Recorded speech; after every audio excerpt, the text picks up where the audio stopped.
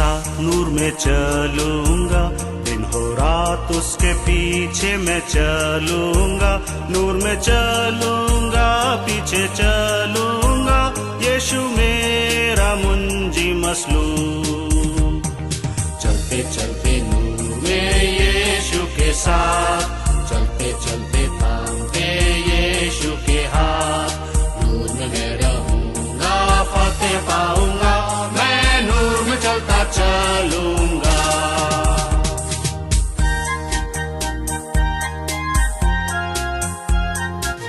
मैं यीशु के साथ नूर में चलूंगा, हो अंधेरी रात में न डरूंगा। पैर उठाऊंगा, दिल से गाऊंगा, यीशु मेरा मुंजी मसलूब।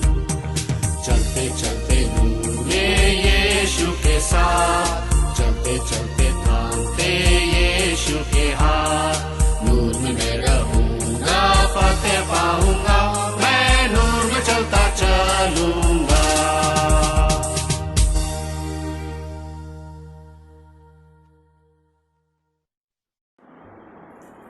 प्रभु यीशु मसीह के मधुर नाम में सबको जय मसीह की। प्रार्थना भवन संजय कोयला नगर, हाउस ऑफ प्रेयर अमराडंडी अमलाई, यहोवा यिरे प्रार्थना भवन शेड्यूल जिले की ओर से आप सबको हार्दिक अभिनंदन करते हैं। हम परमेश्वर को धन्यवाद देते हैं। इन दिनों में परमेश्वर हम सबके जीवनों में बड़े बड़े कार्य किए और प्रभु के लोगों को परमेश्वर अपने पंखों के शरण में रखे और निरंतर परमेश्वर हर एक को संभालते रहा। दाऊद कहता है, जब मैंने तुझे पुकारा तूने मेरी सुन ली। और दूसरी बात, आज समय बहुत नज़दीक आ गया प्रभु का आगमन का, और आज हम सुसमाचार प्रचार में फसल की कटनी सबसे अधिक रोमांचकारी कार्य है जो हमें करना है। मैं दूसरा भाग पिछले उसको कंटिन्यू कर रहा हूँ कि वह फसल काटने का हमारी सहायता करता है। मिशनरी सुसमाचार प्रचार में फसल की कटनी सबसे अधिक रोमांचकारी कार्य है। अंतिम दिनों में आत्माओं को इकट्ठा करने के कार्य को पवित्र आत्मा का उंडेला जाना गति प्रदान करता है। अपने पिंतीकोस्त के संदेश में योएल नबी को उद्धृत करते हुए पतरस ने कहा, प्रेरितों का काम 2 अध्याय का 16, 17 और 21 वचन देखिएगा। पतरस ने कहा, अंत के दिनों में ऐसा होगा कि मैं अपनी आत्मा सब मनुष्यों पर उंडेलूँगा और जो कोई प्रभु का नाम लेगा वह उद्धार पाएगा। पवित्र आत्मा संपूर्ण कलीसिया को परिचालित करता है, केवल पूर्णकालिक सेवकों को नहीं, पुत्र पुत्रियों, जवान, वृद्ध, दासों और दासियों को, ताकि फसल एकत्रित करें। 17 और 18 पद में लिखा हुआ है। आक्रामक सुसमाचार प्रचार पवित्र आत्मा की आत्मिक जागृति का स्वाभाविक प्रभाव है। जब परमेश्वर उनके पर्वत पर निवास करने वालों पर आशीषों की बारिश करते हैं, तब वे अपरिवर्तनीय रूप में उनके आसपास के लोगों के लिए आशीष बनते हैं। एजिकल नबी कहता है, एजिकल 34 का 26 वचन में, न केवल एक समाज के रूप में कलीसिया, परंतु प्रत्येक मसीही जन पवित्र आत्मा की भरपूरी या परिपूर्णता के कारण आत्माओं को जीतने वाला शक्तिशाली व्यक्ति बन जाता है। बरनबास के बारे में कहा गया है, वह एक भला मनुष्य था और पवित्र आत्मा और विश्वास से परिपूर्ण था, और बहुत से लोग प्रभु में आ मिले। प्रेरितों का काम 11 अध्याय का 24 वचन में लिखा है। हमारे मिशन क्षेत्रों में हम बार बार सुसमाचार के सुनाने वालों पर पवित्र आत्मा उंडेले जाने के गवाह हैं। इसके पहले कि वे मौखिक रूप में अंगीकार करें या पानी का बपतिस्मा लें, ऐसी घटनाओं में कलीसिया में अतिशय वृद्धि होती है। कुरनेलियुस का प्रकरण परमेश्वर के इस संप्रभु कार्य का उदाहरण है। प्रेरितों का काम 10 अध्याय का 44 से 48 वचन। आखिरकार यह पवित्र आत्मा है जो किसी भी संस्कृति और पद श्रेणी के लोगों को बपतिस्मा देता है, चाहे वे यहूदी हो या यूनानी, गुलाम हो या स्वतंत्र, उन्हें मसीह की देह में बपतिस्मा देता है। प्रेरित पौलुस कहता है 1 कुरिन्थी 12 अध्याय का 13 वचन में। इसके साथ ही यदि फसल कम काटी जाए या उसमें विलंब हो तो हम यह निष्कर्ष नहीं निकाल सकते कि पवित्र आत्मा ने कार्य नहीं किया। सभी भूमि एक समान नहीं होती। हमें बीज बोने और सींचने में विश्वास योग्य रहना आवश्यक है, परंतु फलों का लगना परमेश्वर के हाथ में है। बाइबल जोर देकर कहती है, ना तो लगाने वाला कुछ है और न सींचने वाला, परंतु परमेश्वर ही सब कुछ है जो बढ़ाने वाला है। प्रेरित पौलुस कहता 1 कुरिन्थी 3 अध्याय का 7 वचन में। सब कुछ करने के बाद हमें प्रभु की प्रतीक्षा करनी चाहिए जब तक कि वे हमारे क्षेत्रों में वर्षा ना भेजे।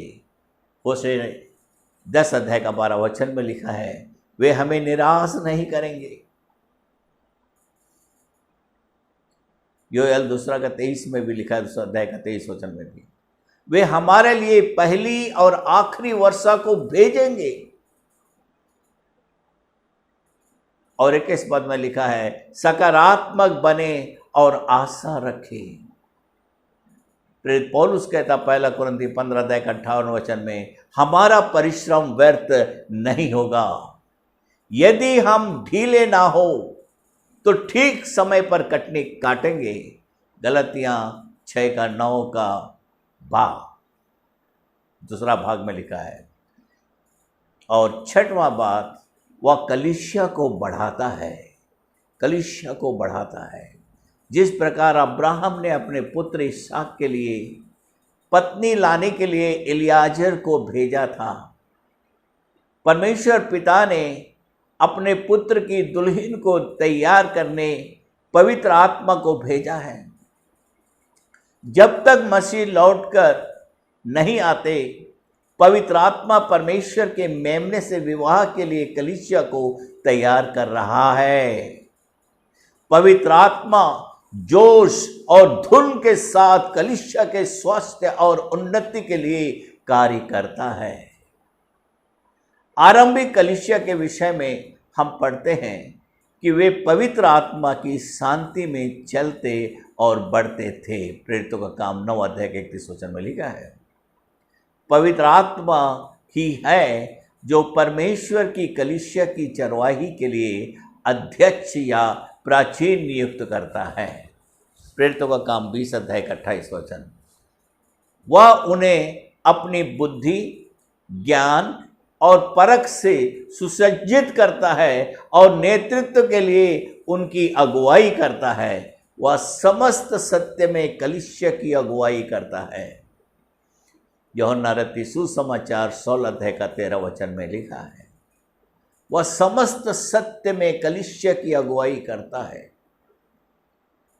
वह दुल्हन माने कलीसिया, वह दुल्हन कलीसिया को दुल्हे प्रभु यीशु के वचनों का स्मरण कराता है।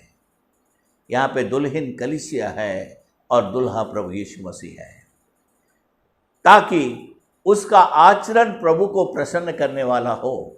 यूहन्ना 14 अध्याय का 26 वचन में लिखा है, जब धर्म शिक्षा के विवाद उठते हैं, बेहतर समझ के लिए पवित्र आत्मा पवित्र शास्त्र पर प्रकाश डालता है। देखिए कितने अद्भुत तरीके से उसने यरूशलेम की महासभा को खतने पर उठे विवाद को सुलझाने में सहायता की। प्रेरितों का काम 15 अध्याय का 28 वचन में भी देखिएगा। उनका निष्कर्ष था, पवित्र आत्मा को और हमको ठीक जान पड़ा जब प्रत्येक अंग और प्रत्येक जोड़ सही काम करते हैं तब कलीसिया के स्वास्थ्य में उन्नति होती है। इफिसियों की पत्री 4 अध्याय का 16 वचन में लिखा है। चुप रहने वाली बहुत की कलीसियाएं नए नियम की कलीसिया नहीं है। जब पवित्र आत्मा क्रियाशील होता है वह प्रत्येक सदस्य को परमेश्वर प्रदत्त शक्ति का पूर्ण उपयोग करने और कार्य करने की शक्ति का उत्साह से भरता है। कलीसिया में कोई काम गैर आत्मिक नहीं है, चाहे वह कला के क्षेत्र में हो या प्रशासन के क्षेत्र में। पवित्र आत्मा ही उसके योग्य बनाता है। निर्गमन 31 अध्याय का 15 वचन में और प्रेरितों का काम 6 अध्याय का 3 वचन में पढ़ते हैं। 7वीं बात, वह हमें दुख उठाने के लिए बल देता है। दुख उठाए बिना मिशनरी कार्य करने के विषय में कभी सुना नहीं गया। पवित्र आत्मा का परिचय देते हुए प्रभु यीशु ने उसे एक और सहायक बताया था। सहायक के रूप में मिशनरियों के दुख सहने से भी पहले वह उन्हें आने वाले सताव को सहने का बल देता है। पौलुस की उद्घोषणा थी, पवित्र आत्मा हर नगर में गवाही देकर मुझसे कहता है कि बंधन और क्लेश तेरे लिए तैयार है। प्रेरितों का काम 20 का 23। 12 चेलों को नियुक्त करते समय यीशु ने उन्हें प्रोत्साहित करते हुए कहा, तुम मेरे लिए हकीमों और राजाओं के सामने उन पर जब वे तुम्हें पकड़वाएंगे तो यह चिंता ना करना कि हम किस रीति से या क्या कहेंगे, क्योंकि बोलने वाले तुम नहीं हो परंतु तुम्हारा पिता का आत्मा तुम में बोलता है। मत्ती रची सुसमाचार 10 अध्याय का 18 और 18-20 देखेंगे। हम देखते हैं यह बात स्तिफनुस के जीवन में बड़े महिमामय रूप में पूरी हुई। वह मूल रूप में पवित्र शास्त्र का प्रचारक या शिक्षक नहीं था, केवल एक डीकन था जिसे कलीसिया में व्यापारिक नस्लों की देखभाल करने के लिए नियुक्त किया गया था। प्रेरितों का काम 6वां अध्याय का 2 वचन से 5 वचन तक देखेंगे। परंतु सताने वाले उस ज्ञान और उस आत्मा का जिससे वह बातें करता था वे सामना ना कर सके। वह पवित्र आत्मा से परिपूर्ण होकर एक शहीद की मृत्यु मरा। प्रेरितों का काम 7 का 55 में लिखा है। मिशन का आरंभ करते समय नए क्षेत्रों में बार बार यह देखता गया है कि अशिक्षित किंतु पवित्र आत्मा से परिपूर्ण कार्यकर्ताओं ने सुसमाचार के बचाव में जो कहा वह सर्वोत्तम प्रशिक्षित धर्म विज्ञानियों को अचंभित कर देता है। दुख तो दुख है और पीड़ा भी पीड़ा है। प्रेरितों का काम 13 अध्याय का 50 से 52 वचन देखिएगा। परंतु क्लेश सहने वालों को पवित्र आत्मा शब्दों में अभिव्यक्त न किए जाने वाले आनंद से भर देता है। इसे ना तो सताव सहने वाले और न सताने वाले ही समझ सकते हैं। कलीसिया के इतिहास में शहीदों की कहानियां इस तथ्य की पुष्टि करती हैं। प्रकाशित वाक्य 2 अध्याय और 3 अध्याय कि 7 कलीसियाओं में से जिन दो को फटकार नहीं पड़ी वे मिशनरी विचार रखने वाली कलीसियाएं थी।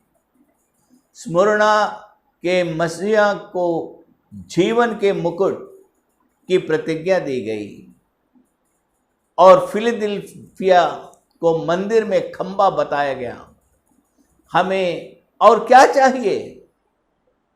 वह जिसके कान हो सुन ले कि पवित्र आत्मा असंगठित लोगों के विषय में कलीसियाओं से क्या कहता है। परमेश्वर इन वचनों के द्वारा आप सबको आशीष दे। मैं प्रार्थना करता हूँ, प्यारे परमेश्वर, हम आपका धन्यवाद करते हैं आज की सुंदर वचन के लिए। प्रार्थना करते खुदा, हर एक जिन्होंने ये वचन सुना है उनके जीवन में तेरी आशीषों को मांग लेते हैं कि तेरे वचन पे चलने वाले, तेरे वचन को महत्व देने वाले हो जाएं। प्रभु जी, हम प्रार्थना करते हैं, आज लोग इस धरती पर परेशान हैं कोरोना वायरस कोविड-19 से। लोग मर रहे हैं और नाना प्रकार की परेशानियों में फंसे हुए हैं। लेकिन प्रभु, अगर तू चाहता है हर एक को माफ़ करते हुए, परमेश्वर इस धरती पर से इस वायरस को, कोरोना वायरस को, कोविड-19 को हटा दे हमेशा के लिए, और लोगों के जीवन में जो परेशानियां आ गई वो ख़त्म हो जाए। लोग जो बिजनेस करते हैं वो बिजनेस में लॉस हो रहे हैं, उनके बिजनेस में तरक्की आ जाए। लोग जो गाड़ियां खरीद रहे हैं उनके जीवन में परमेश्वर का अनुग्रह बन जाए, और बच्चे जो पढ़ाई कर रहे हैं उन्हें ज्ञान, बुद्धि, समझ से भरपूर कर दे ताकि अच्छे नंबरों से पास हो जाएं। और सब कुछ आपके हाथों में देते हैं। जो बीमार हैं उन्हें चंगाई दे, जो चिंताओं में डूबे हैं उनकी चिंताओं को दूर कर। सारी महिमा और आदर प्रभु यीशु मसीह हम आपको देते हैं। प्रभु यीशु के पवित्र नाम से प्रार्थना करते हैं, आमीन, आमीन। सबको जय मसीह की। परमेश्वर आप सबको आशीष दे। सबको जय मसीह की। मेरा नाम मुन्नी उरांव है। मैं शहडोल जिला के रेलवे कॉलोनी अमलाई से रहने वाली हूँ, और मेरे 2 बच्चे हैं जिसका नाम मनसीस और मनीष है। ये बचपन में बहुत बीमार पड़ते थे जब हम संजय नगर कलीसिया में नहीं जुड़े थे। लेकिन मुझे एक सहेली के द्वारा पता चला कि संजय नगर कलीसिया में लेके जाओ और वहाँ उसके लिए दुआ होगी। और मैं दोनों बच्चों को लेके संजय नगर कलीसिया में आई, और जब से मैं संजय नगर कलीसिया से जुड़ी और पास्टर पासवान, पास्टर पौलुस ने हमारी फैमिली के लिए, हमारे बच्चों के लिए प्रार्थना किए, और उसके प्रार्थनाओं के द्वारा आज हमारे बच्चे दोनों स्वस्थ हैं। और जितने भी मेरी फैमिली है, जो रिलेटिव हैं, सारे के सारे लोग परमेश्वर में विश्वास करते हैं, और आज हमारे पूरे रिश्तेदार परमेश्वर में बचा लिया गया है। इसके लिए मैं परमेश्वर को और अपने संजय नगर कलीसिया के लोगों को, अपने पासवान को और हमारे जीवित परमेश्वर को करोड़ों बार धन्यवाद देती हूँ। सबको जय मसीह की।